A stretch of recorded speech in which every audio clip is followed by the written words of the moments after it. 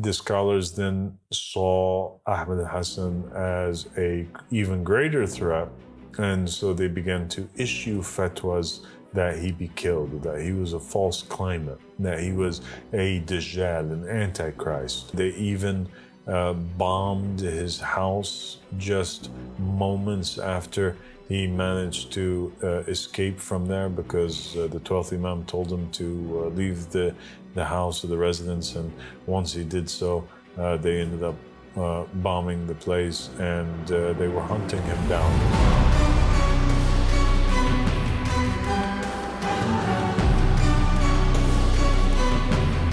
أعوذ بالله من الشيطان اللعين الرجيم بسم الله الرحمن الرحيم اللهم صل على محمد وآل محمد الإمام والمهديين وسلم تسليما. Assalamu alaikum wa rahmatullahi wa barakatuh, my dear sister Tiffany. Wa alaikum assalam wa rahmatullahi wa barakatuh, dear father.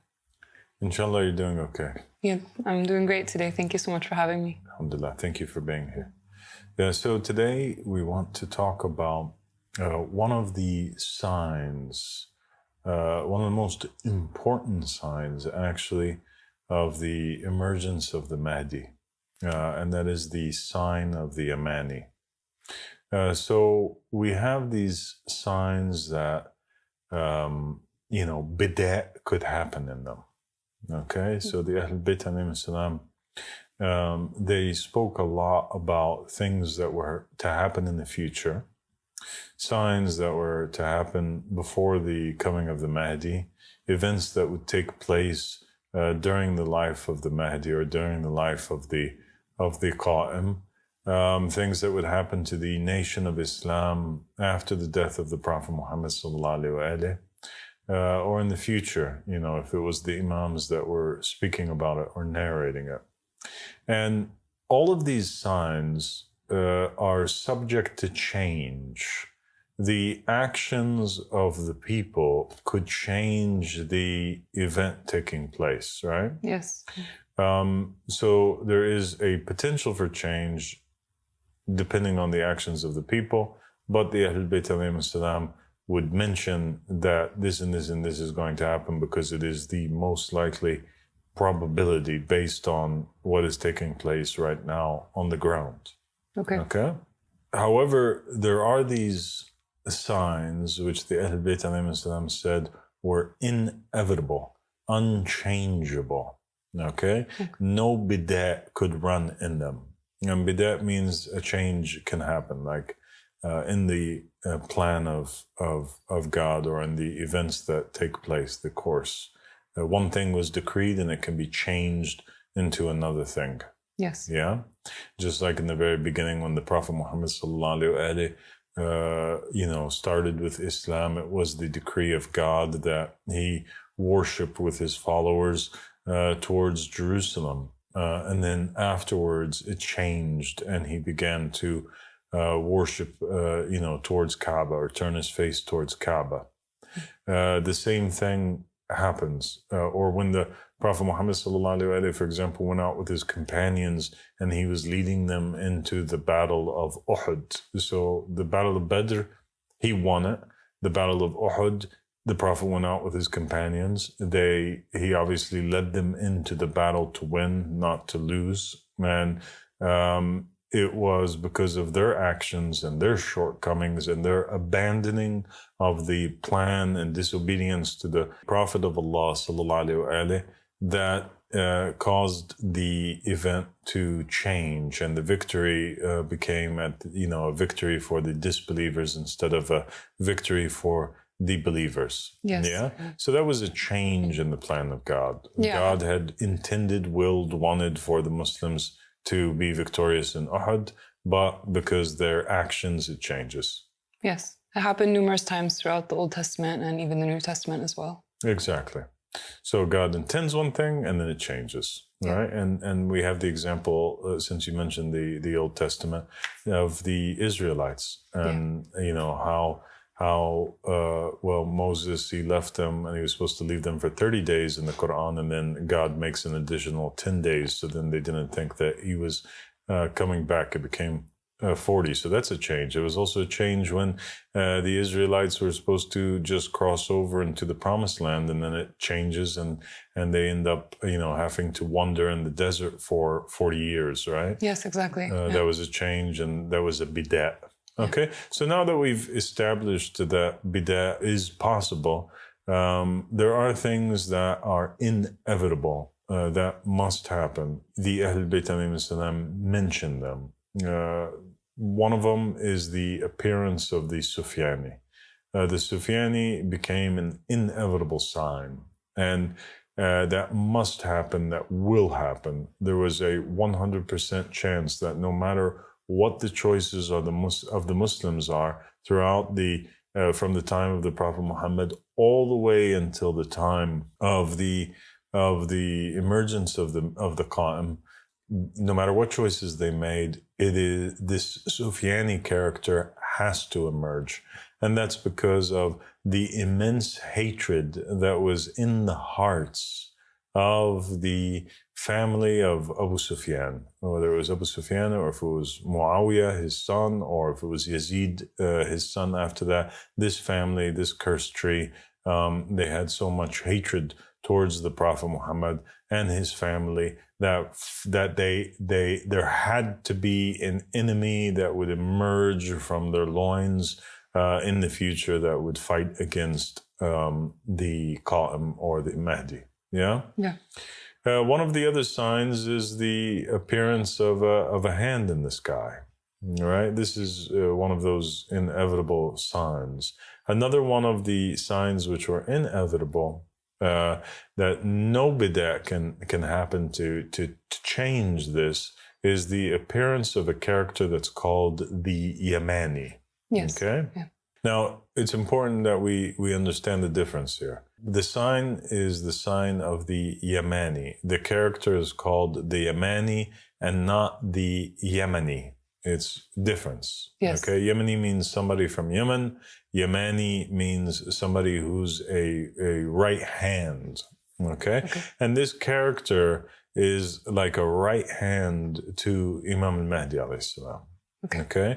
And when we look at the narrations of Muhammad and the family of Muhammad alayhi salam to see what it is that they say about this individual, they say that he is the companion of a truthful banner. They also say that if the Yamani emerges, then it is upon every Muslim to give him victory and to join him.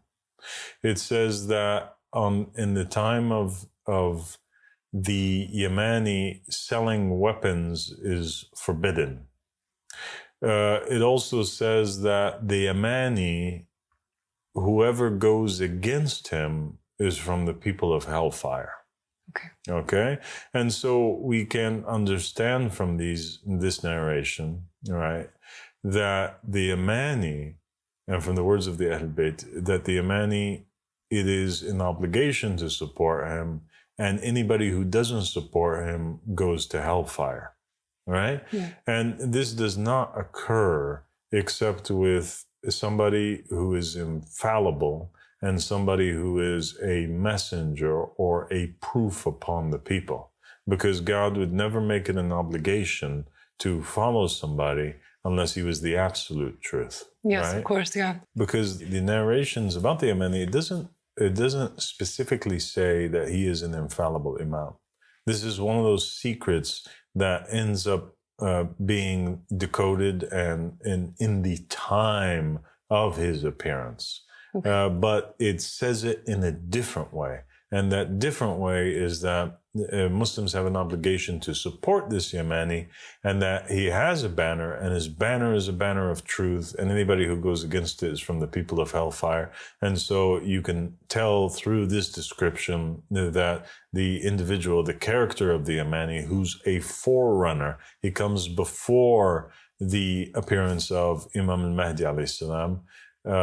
We can tell from there that he is now an infallible character, somebody who it is an obligation to follow this individual, right? Yes. And we also have another narration which specifically states that before the Mahdi, there is a Yemeni, and there is an Egyptian, right? So now we know that there's two characters that appear, on the on the battleground or in the public realm before the appearance of the public appearance to the masses of Imam al-Mahdi alayhi salam, and one of them is this Yemeni character, and this Yemeni character is the same Yemeni character that's being described in the other narration.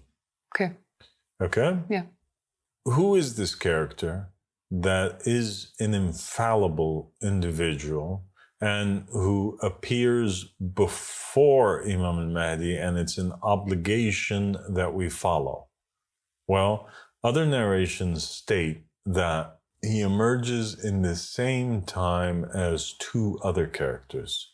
One of them is called the Khurasani, and another one is called the Sufyani, which we mentioned. Yes. And the Sufyani is the ultimate evil character, and the Khurasani, it is unclear in the narrations whether he is, what side he ends up landing on, but he's one of those characters that is neutral, that has his own agenda, it is not stated that we should support him or follow him, nor are there narrations that are outright condemning him, but he does appear as this leader whom is racing towards Iraq at the same time that these other two are there. So it says that these three, they emerge in the same time. Even the narrations say that it's so close to one another that it's like as if it's they're emerging in the same hour, actually. Yeah. Other narrations say that the army of the Sufyani and the army of the Yemeni, that like they're both rushing towards Iraq at the same time. So now we see that this banner of truth is in confrontation with the ultimate evil and the enemy of Muhammad and the family of Muhammad, and that is the Sufyani and his army. Okay. So in 1999, we had some interesting things take place. In 1999, we had a couple characters appear. In 1999, it was the year that King Abdullah of Jordan was crowned, and he became the king of Jordan. And in 1999, the dawah, the invitation, the call of a man, also took place. It also became a public phenomenon in Iraq. And basically what happened in Iraq is that Saddam Hussein, Lanatullah alayhi, was, being a tyrant as usual. And he decided that he was going to write around that time period the Quran with his blood. And when he did so, there was a man who gave a prediction, gave a prophecy that this would spell the end of the rule of Saddam Hussein. And right shortly after that happened the American invasion of Iraq. His dawah starts in 1999. It starts in the Hawza. He enrolls in the Hawza, and he begins to speak to the students there, and he begins to propagate his message. He identifies himself as being the character of the Yemeni that is mentioned in the narrations, that it is an obligation to follow. He identifies himself also as being a messenger of Imam al-Mahdi alayhi salam. He claims to the students of the Hawza, and the Hawza is the religious institution that teaches Shia Islam in Iraq and trains all of the Shia ministers and clerics. He informs them that he has had a secret meeting with Imam al-Mahdi alayhi salam, that the Mahdi, Muhammad ibn Hassan al-Askari alayhi salam, appears to Ahmad al-Hassan in a dream. And he tells him that he needs to go to this particular place and meet him. Yeah. And this occurs not just one time, but several times. And finally, Ahmed al-Hassan gets up and he goes to that particular mausoleum, which he was instructed to go to in his dream. Lo and behold, he finds in the mausoleum the man whom he saw in the dream, whom identified himself as Imam al-Mahdi, Muhammad ibn Hassan al-Askari alayhi salam. Okay? Wow. So it's one of those Abraham type events that takes place with Ahmed al-Hassan, God instructing Abraham to go to Mount Moriah. Same thing is taking place here. You have a dream that God gives to Ahmed al-Hassan where he sees Imam al-Mahdi, and Imam al-Mahdi is telling him to go meet him somewhere, and then dream becomes reality. The dream becomes true.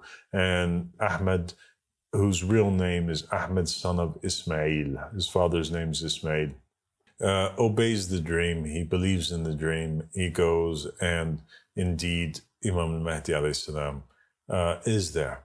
Imam al-Mahdi proceeds, according to the narration of Ahmed, son of Ismail, to awaken him to many facts. And he chooses and appoints Ahmed al-Hassan. His name is Ahmed, son of Ismail. His nickname, right, became Al-Hassan. So just like you have the 12 Imams, each and every one of them has like their name, their birth name. So Ja'far as-Sadiq, his birth name is Ja'far, son of Muhammad. Yes. Right? Yeah. But each and every one of the Imams would receive from God or from the Imam before them a title. And so Ja'far was titled the Truthful One, so he became Ja'far as-Sadiq. Ahmed al-Hassan, Ahmed, son of Ismail, he receives the title Al-Hassan, and he becomes more well known as Ahmed al-Hassan. Okay. Okay? Yeah. Imam al-Mahdi appoints him as a deputy, and he informs him of many things, all right? And he reminds him of himself, and he disturbs him greatly with many truths and realities about the corruption that exists within the Shia institution and the corruption that exists around the world in general. And he educates him, okay, and enlightens him to his mission and to what is going on. And this breaks the heart of Ahmed al-Hassan because he had before a lot of faith in the Shia institution, and he thought that they resembled the salt that could fix even the most bland of foods or the most corrupt of foods. The Shia institution would solve that. But he said that he found that even the salt had become corrupted or had gone bad. Yes. Yeah. And he gave several speeches, by the way, which people can find and they can listen to. One of them is To the Great One. Another speech of his is the sermon, of the meeting with Imam al-Mahdi. And you have another sermon which was directed at the students of the Hawza. And a fourth speech which was the speech of Hajj, right, or the speech of pilgrimage. And most of these you can find all of them actually on our YouTube channel and hopefully on our website, where people can watch it in its entirety, subtitled, and hear the voice of Ahmed al-Hassan and hear him speaking in his own. Narrating his own story of his encounter with Imam al-Mahdi alayhi salam. The Imam also became enlightened to the fact that there are these 12 Mahdis. Ahmed al-Hassan alayhi salam, he says that before that point, he didn't know anything, and he never had thought that he would even work or be involved in the field of religion. He had actually, before this encounter, went to school and studied to be an engineer. Yeah. Yeah. But he was chosen by God. And it's not strange for the messengers of God or the infallibles before they are chosen, or before their mission begins, or before their baptism, or before they're sent forward with the Holy Spirit to have a different trade. Of course, yeah. Yeah, and you know that Jesus was a carpenter. Yes, and, absolutely. Muhammad sallallahu alaihi wasallam, he was a tradesman, and as such. So Ahmed Hassan, he becomes enlightened to the fact that there are actually 12 Mahdis. And Imam al-Mahdi alayhi salam shows Ahmed al-Hassan the will that the Prophet Muhammad wrote on his deathbed. And he informs him and shows him in a clear way through the narrations how the Prophet Muhammad, when death approached him on Thursday, it was a Thursday, he gathered some of his companions and family members, and he wanted to write a will. He was forbidden from writing the will. He was accused by one of the people present, which is identified in the narrations as Umar ibn Khattab. He was forbidden from writing down that which he wanted to write down. Yeah. And Imam al-Mahdi showed Ahmed al-Hassan how the will is a protection against misguidance, because the Prophet says, bring me a paper and pen so I can write you something that if you hold on to it, you will never go astray. So this is a divine promise that is safeguarded, that whatever it is that the Prophet writes in that paper, whoever abides by it, they will never go astray if they believe in the Prophet Muhammad, and the religion of Islam. Okay, so it's fixed. It cannot change. It cannot change.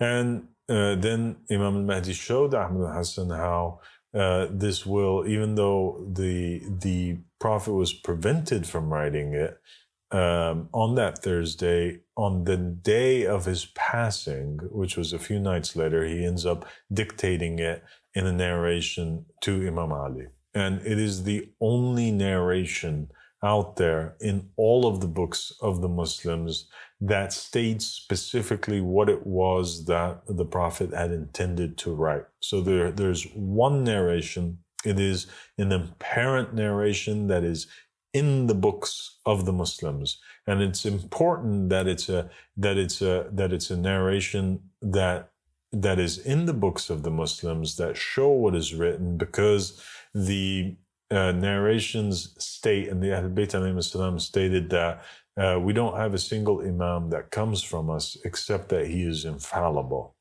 Okay? And the infallible person does not come except that his name appears in a will, and he is not known by the apparent of his appearance. You cannot tell who is an infallible person, who the Imani is that we have this obligation to follow. You cannot tell just by the way that they look. You can't tell who the Mahdi is just by looking for physical signs, because there's many people that you will find in them these physical signs. It's impossible to identify. And if an entire nation of Muslims are obliged to follow a particular person, they all can inspect his body. It's impossible. So there has to be another way to identify him, and that way to identify him, according to Muhammad and the family of Muhammad, is that their name is mentioned in a will.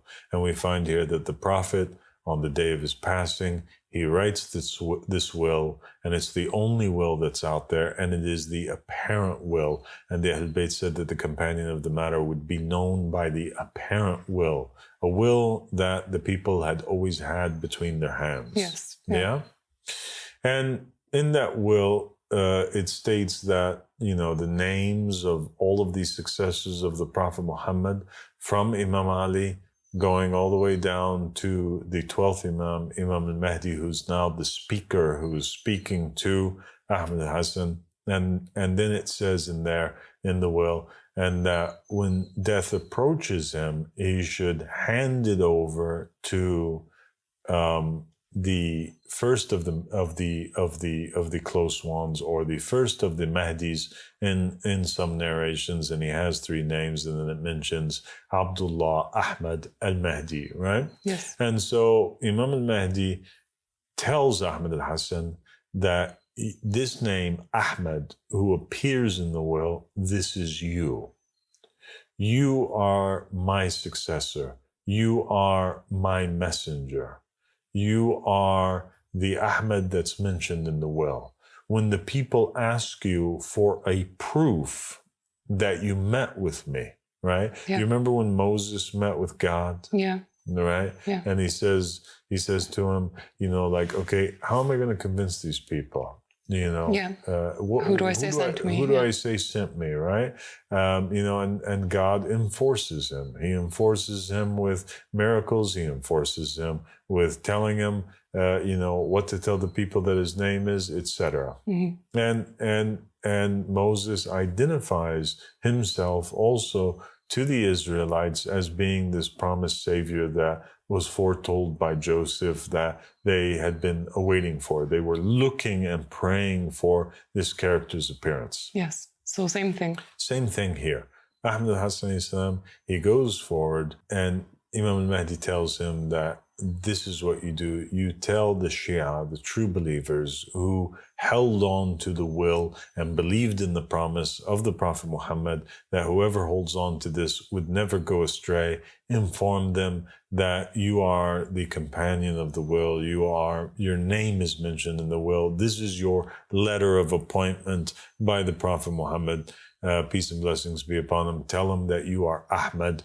Tell him that the narrations of the Ahlul Bayt alayhi salam said that nobody can claim this matter and not be the companion of this matter, except that God will cut off their age.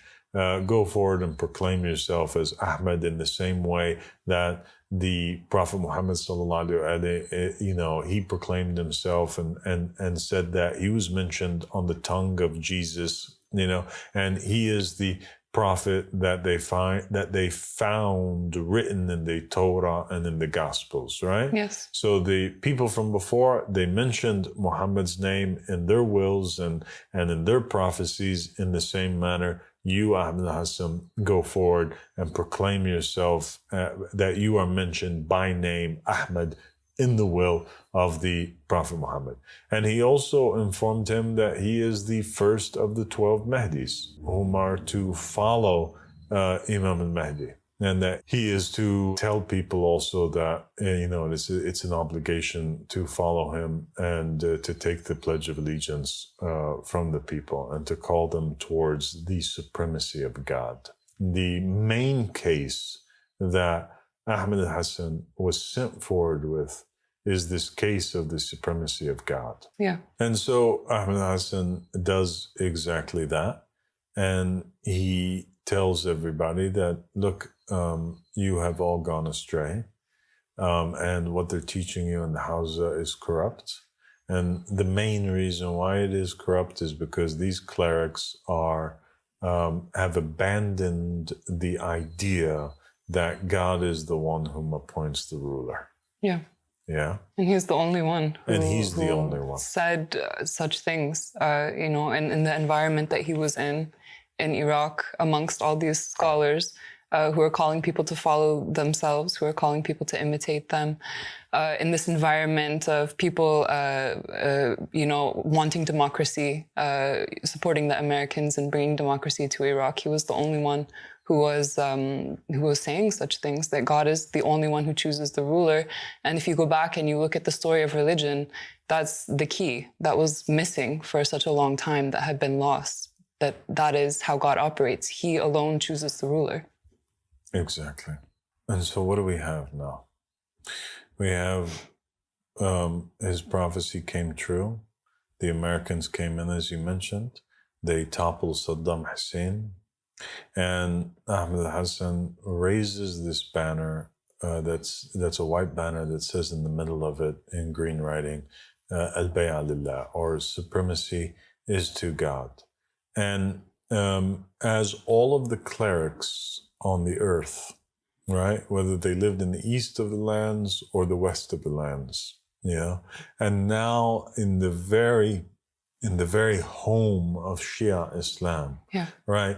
In the capital of the divine just state, Iraq, in the home of Ali ibn Abi Talib, in the lands that the blood of Imam al-Hussein alayhi salam was spilled because of this idea that we have to reject the leader who's appointed, by his own self or by means of the people, leaders such as Yazid, lanatullah alayh, and that we should only follow the appointed person who's mentioned in the will, who is Imam al-Hussein alayhi salam, and the imams that are appointed from the Ahlul Bayt alayhi salam, in the very place, the birthplace, and the death place of so many members of the Ahlul Bayt and imams from the family of Muhammad alayhi salam, the Shia clerics began to call towards democracy and call towards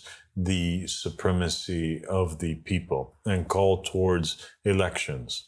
And Ahmed Hassan, he came forward saying, no, Imam al-Mahdi is saying that this is heresy.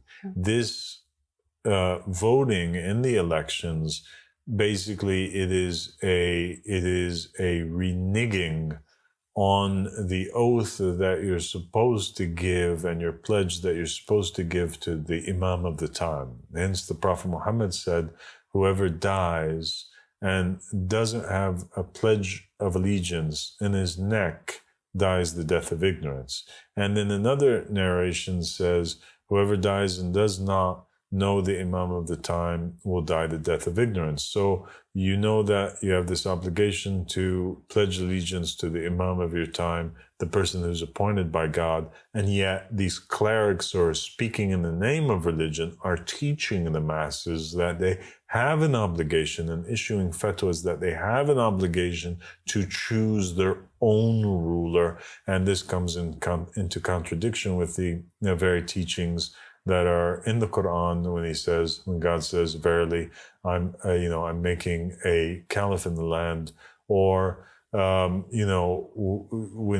God in the Torah gets offended because the Israelites are wanting to choose a king or suggesting that, a king be brought forward instead of Samuel to rule over them. And God is infuriated by this, or in the Gospels, when God is choosing Jesus as the leader who's appointed by him, and yet the Pharisees and the people, they want to kill the person who's appointed by God in order that they, follow the man-chosen leaders and the clerics. And we've spoken about that a lot. And so he goes forward and he declares this. He identifies himself as Ahmed in the will. He identifies himself as being a messenger from Imam al-Mahdi and a messenger from Jesus Christ to the Christians and a messenger from Elijah to the Jews. And he becomes the only voice that's proclaiming in the wilderness supremacy, rulership, kingship is to God. And we as human beings have no obligation from God to pledge allegiance to anybody except for the person that he appoints. And if we do pledge allegiance to anybody, then we become their partners in whatever crimes that they commit against the masses or against the people or against mankind, the wars that they partake in, the oppression that comes over the land, the poor people that are left poor, any crime that takes place, any injustice that takes place under the rulership of the false tyrant, false king, right? The person who is appointed by the people, those who support him become partners with him in his crimes. Wow. That's extremely heavy. It is heavy. And Ahmed Hassan, he told them, he said that, and because of that, the punishment, is overshadowing you. And you become deserving of the punishment. Because even if you are just a good person who's living at home and you're not breaking any of God's laws and you're not oppressing anybody directly, just the mere fact that you elect a person into power, right? Yeah. If he does this or his government does this, then you become his partner in that because you have enabled him to do so. Yeah. And so he warned the people greatly about this, and he became the only voice that was saying so. Even in Iran, in Egypt, Tunisia, Libya, all of the countries in the Middle East, they were all calling towards elections, and Ahmed Hassan alayhi salam was the only one and the only voice on the face of the earth that was calling towards the choice of God, raising a banner that's written in the Al-Bay'a Lillah, supremacy is to God. And that is the banner of guidance that's mentioned in the narrations, the banner of the Amani, that whoever goes against it is from the people of hellfire, because whoever goes against the choice of God or the system of God, which is that he's the one who appoints a ruler, then they will be from the people of hellfire. Yeah. Whoever,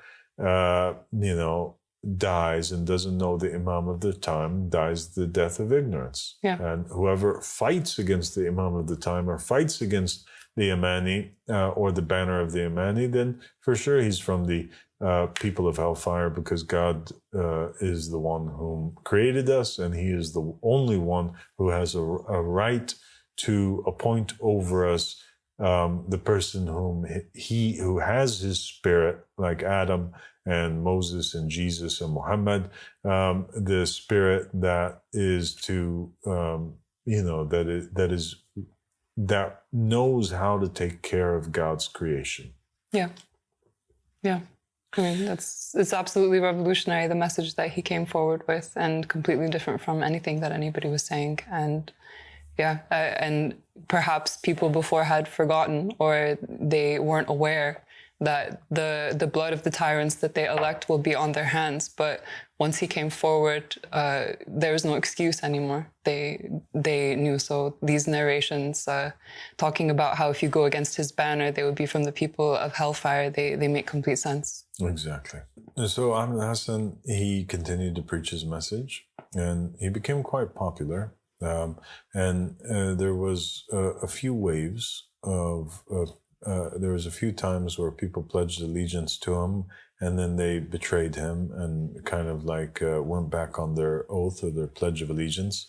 And Ahmed Hassan, he mentions this in his speeches about how in the very beginning, under Saddam's reign, many of the students from the Hausa, they pledged allegiance to him, and they recognized that he really was from Imam al-Mahdi, and he did come with sufficient proof, and they did accept him as their imam. But then afterwards, due to fear of the tyrant or doubt or whatever it was, they went back on their oath, and this took place twice. And then, after that, he ended up actually gaining a lot of support. People start coming into the religion in very big ways after they had gotten a taste of democracy for a few years and found that the time that they were living in and the suffering that was taking place was actually worse than the time of Saddam Hussein. And he began to pose a threat to the clerics, because the clerics are calling towards the elections, and he's saying, no, you have to follow me. And so the people would ask, well, the clerics are saying that we should do elections. And the Imani had to say, well, Imam al-Mahdi and Muhammad and the family of Muhammad have explicitly stated in their narrations that the scholars at the end times would be the worst scholars under the sky, and that from them emerges the fitna, and to them it comes back, and that they are the traitors, and they're more dangerous to our Shia than the armies of Yazid or the Dajjal, right? And so there's like all of these narrations that emphasize that the scholars of the end times are horrible, and their example and likeness is the likeness of the Pharisees in the time of Jesus, or the priests and the rabbis that were fighting against Muhammad sallallahu alaihi wasallam in the beginning of Islam, and